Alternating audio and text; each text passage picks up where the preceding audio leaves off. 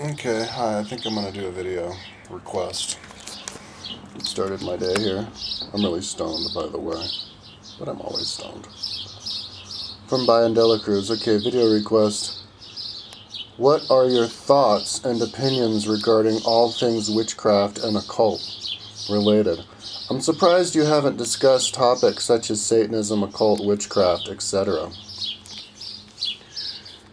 Okay. So what are my thoughts and opinions regarding all things witchcraft and occult related? Um, well, so witchcraft is, I think it means different things depending on which part of history you're in. I think I've done plenty of videos on this kind of thing. But, historically, witchcraft is kind of like the other religion apart from Christianity. Christianity it's the pagan religions from before Christianity. So yeah, I mean, if you wanted to trace what it is throughout history, I guess it would have different names. Like before the arrival of Christianity, or you would have different religions in Europe, where they would worship, gods, like actual gods. I think those were aliens. I got the ideas from that. And then you would have different kinds of, philosophies, religions, where people, it was kind of like, the Native Americans, where people would, they live in a completely different world, so their perception of the world is completely different. And, they even develop powers that that we don't have in this world, and we would have powers in this world that they don't have in that world. If you want to read a book about the tribal society, what the tribal society is like, an autobiography, ghost-written autobiography, the best book I've ever written, and if you know of a book similar to this, I'd love to hear of it. It's called Black Elk Speaks. It's he's the medicine man of the Ogallala Sioux Indians from, the late 1800s, in the time of the Indian Wars. And he was first cousins with Crazy Horse, and there's lots of stories, actually. It's not just, I mean, that's his autobiography, but there's lots of other stories about, people who lived in that time. But his story is cool because he was a medicine man, and he had visionary powers. He got really sick, and he saw this plant that he needed to cure his sickness, and I guess the sickness that other people were having in his tribe. And so he went there. He had like an out-of-body experience, and so he went there in the gully. He followed all the natural features that he saw in his vision, and he found the plant where it was, and he used it, and it helped him. Now that is like straight up beyond what any powers we have, or what we're even able to conceptualize. Like your normal person living in this world would just flat out disbelieve it. Would flat out be, call that just bullshit. But I believe it, man, because you hear stories like that a lot, actually. If you read, like Don Juan and different stories of the medicine men in the Brazil. I mean, even shape-shifting, they believed in that kind of stuff. That's a little bit too much for me to go to, but you can develop certain powers when you live in a world like that, different extrasensory powers. He even had a out-of-body experience when he was in England. He flew all the way to America and saw his family here. So, but if you're living in a world that's completely different from this world, you're going to develop new senses. Kind of like people who are blind, their hearing gets really good, or their smell gets really good, or they can feel your face with their hands. You develop other senses. And and I guess some senses can go bad if you're living in the other world. Like you come in here, and then you would, blind people, they move their head and nobody notices, or they can't notice, they can't tell. So maybe like medicine man would go into the real world and would do weird things, wouldn't notice certain You know, like walk into a pane of glass because he would think he wouldn't see that it's there. You know, that kind of thing. So, anyways, so that was the beginning of witchcraft. It's that whole pagan or tribal religion, and then we had Christianity come around, and Christianity, it was kind of like, and it started with the Jewish law, the Old Testament and Jewish law. That religion was different from there were different kinds of religions in the ancient world. There was Judaism, and then you had the tribal religions, which was pretty much what I described with Black Elk, with the Indians. They would believe in, they'd have those powers, and then they would believe in spirits of the area that you would communicate with, who could be as intermediaries. Oh, Black Elk also had some other cool powers. He could see over a ridge, and he saw that there were two deer there. He just knew that there were two deer there. And he ran over, and sure enough, there were two deer there. So, anyways, yeah, so there were those different kind of religions. But in the ancient world, the Jewish religion was kind of like a religion of laws set down from the gods. So aliens, I think, took Jews under their wing and gave them all these laws and said, you're the chosen ones, you do these laws and we'll look after you. And so then they were expecting another like lawgiver to come down, and that was Jesus. Came down and gave one last time, gave down the law of the aliens of God, which is, share, give to the poor and share with everybody because we're all equal, and don't like get your ego involved and try to like think that you're strong by like kicking someone's ass who takes advantage of you. Just let them take advantage of you and show them by example that giving is better than receiving. That's the sacred law given down from the gods. And so Christianity was like the new religion of the law, of the golden law, which is a great, much needed in a world of barbarians, where it's more, in tribal societies, they can never grow into a big civilization, because they don't have this common law. They believe in their common Wakantanka, the great spirit, that looks over everything, but they don't believe, they don't have like a formula to create a society, like that laws that clearly defining the difference between right and wrong, like turn the other cheek, all the basic laws that Jesus gave. If the Indians had those, they wouldn't have valued stealing so much. In those days, stealing was kind of like, they still lived in the natural world of survival of the fittest, like the animal world, where if somebody steals from you, then it's because you're weak, and so it just keeps everybody strong, and so Christianity was a superior religion to everything because of that. And so that's why Christians in Europe had such this big dichotomy between what's Christian and good and of the civilization. Because Christianity came in inside of the Roman civilization, and there was in the ancient world, it was like the civilized people versus the non-civilized people, and the civilized people thought they were better than the non-civilized people, and the non-civilized people in a lot of ways thought they were better than the civilized people also. It was just like two different worlds. So it made it a little bit black and white. And so in the Dark Ages, Dark Ages were the Dark Ages. People weren't very educated, and so people saw stuff really black and white. And so you have the Christian world that was just, the simple golden rules, which is all you have to follow, and don't get it complicated with. See, because people in the ancient world, people would get their lives way too complicated and bogged down, especially the Romans with these really, ceremonies, sacrifices and stuff.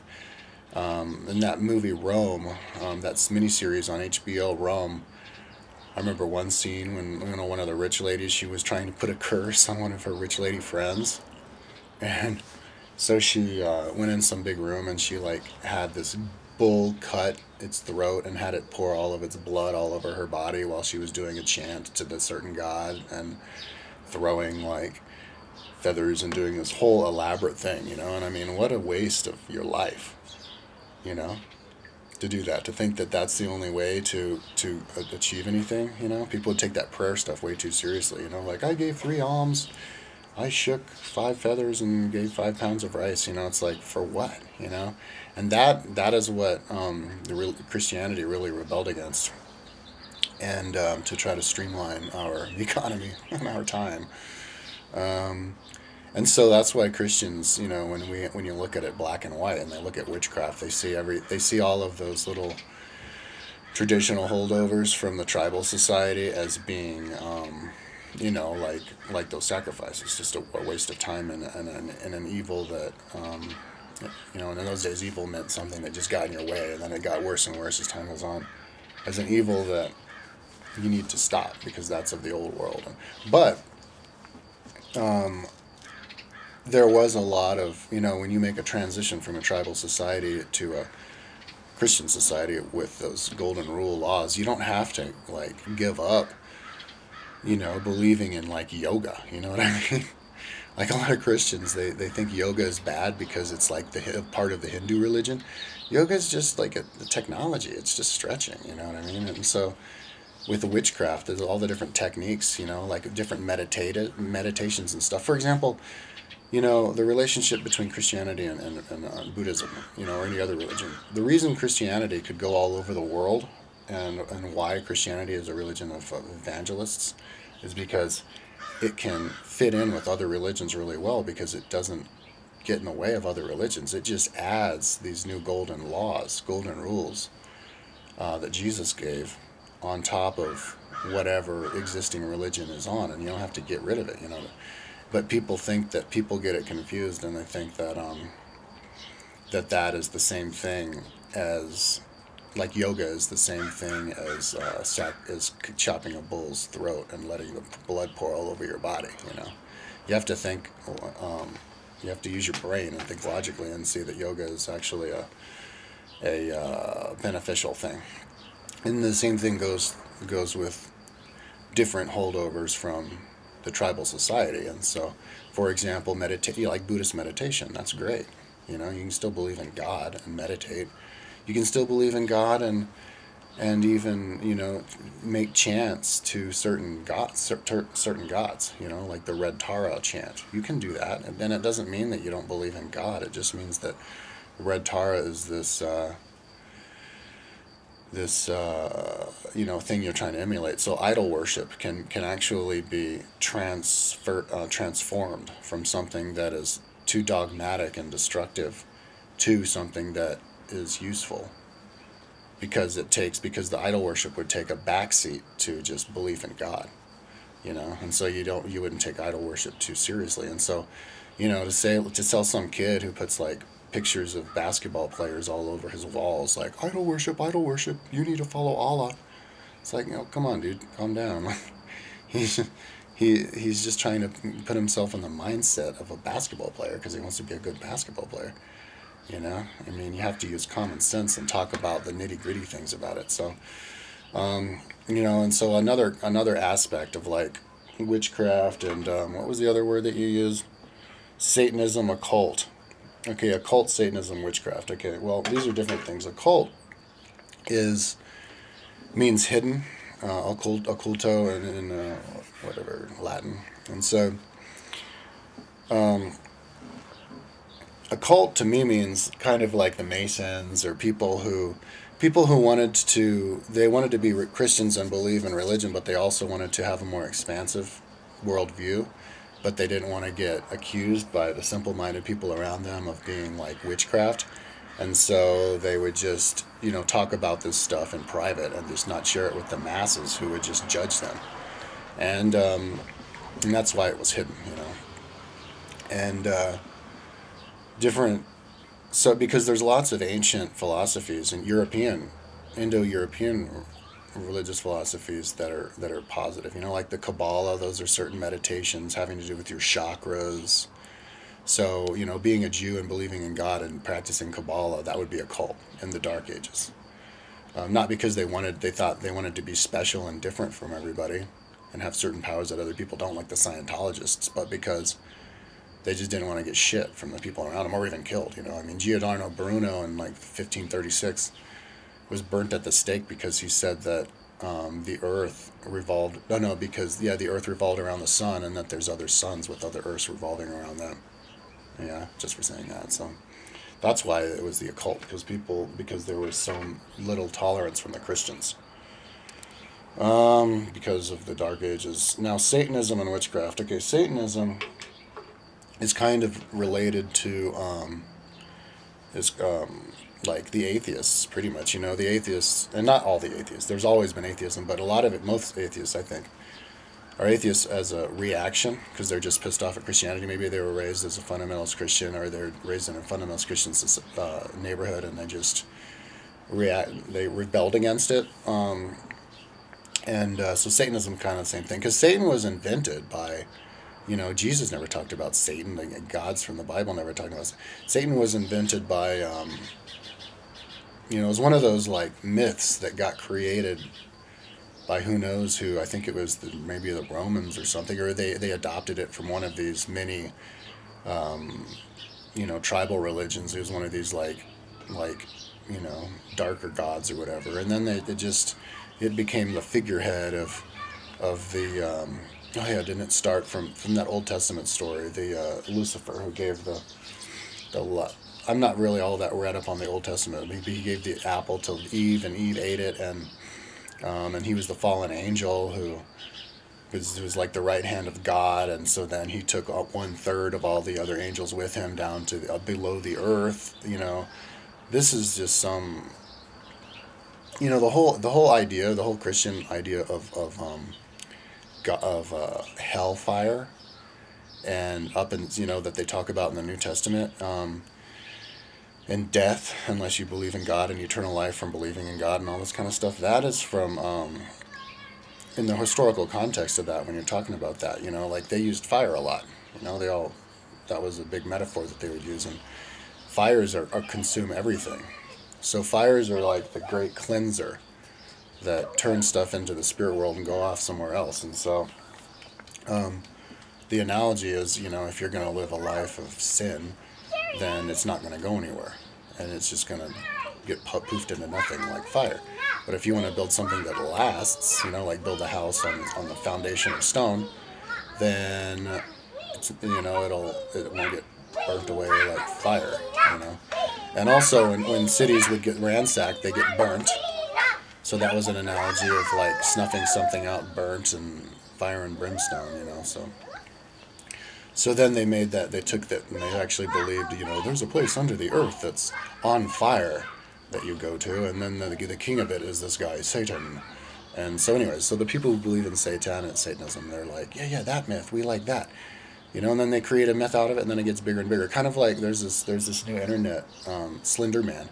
I guess it was one of these crowdsourced like comic book things that like forums and kids create, and then they add to it, and so all these little kids they invented out of nothing some myth called Slender Man, and then they made a story. This is all contemporary in America happening right now. And so then they said, like, if you kill somebody chanting the Slender Man, then you'll be able to live forever. So these two girls got busted trying to kill some other girl, because they thought they'd live forever, and then it happened again.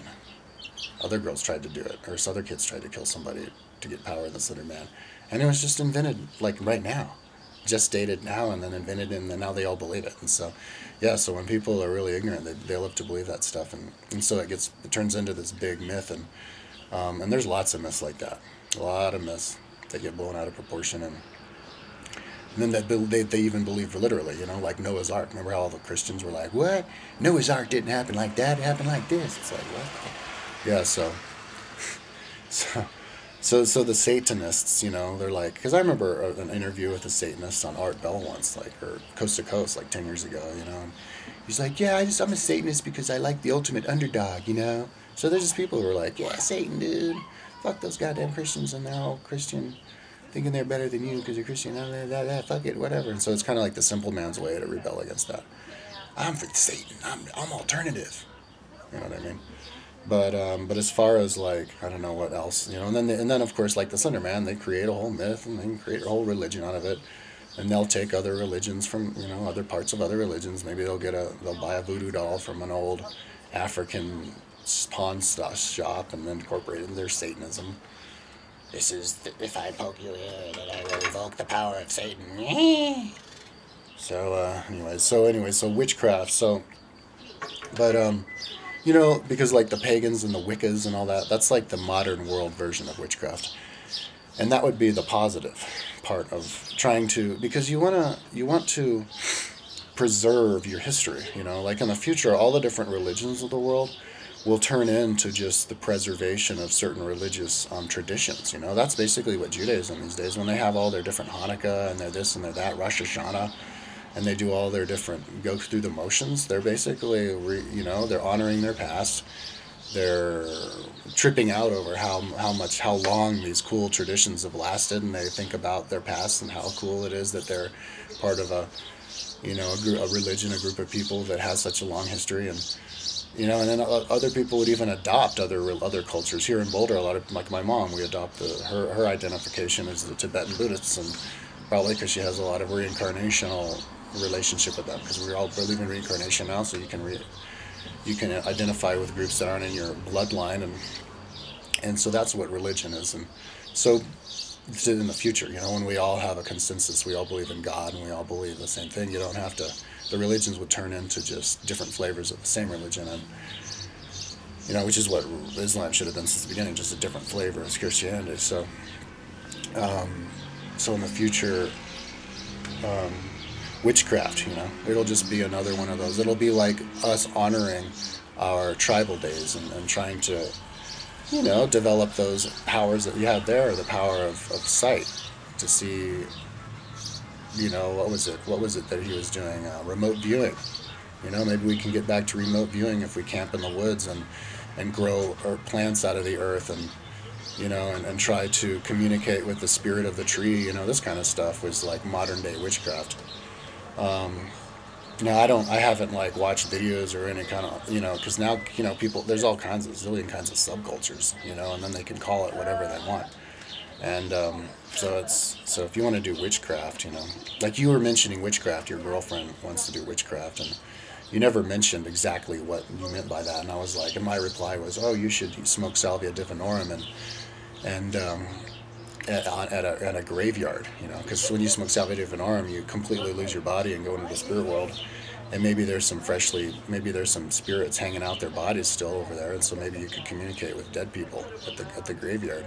There's witchcraft. It's communicating with the spirit world. Another part of, I guess, what you might call witchcraft is mediumship. New Age.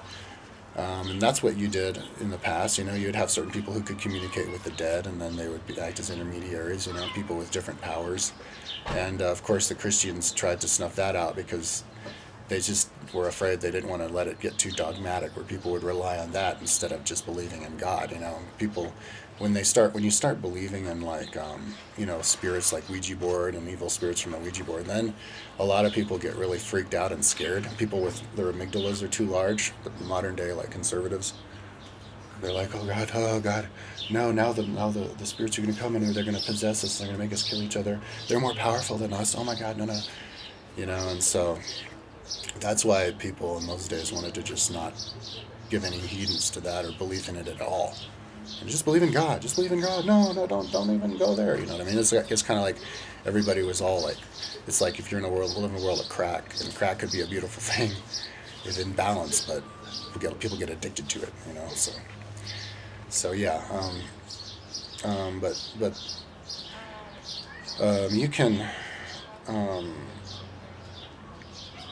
So yeah, I mean, so in the future, this whole witchcraft or whatever, I guess it'll turn into the finer things in spiritual practice, like the act of trying to communicate with the dead, trying to see into the future, trying to remote view, trying to find the, which plant I need, or which food I need, or what I need to do to fix this little sickness or whatever, the extrasensory stuff. And I think, but as related to nature, because when people were doing this, these tribal cultures, they lived in nature. That was the whole thing. So those kinds of powers derived from nature. So, that whole smoke salvia divinorum at the graveyard is cool because you're outside, under nature, under the stars. You're not in a house. magic mushrooms. Eat magic mushrooms in the woods. Stay in the woods for like 3 weeks at a time. You know, hugging a tree the whole time. There's a witchcraft right there. Being at one with the tree spirit.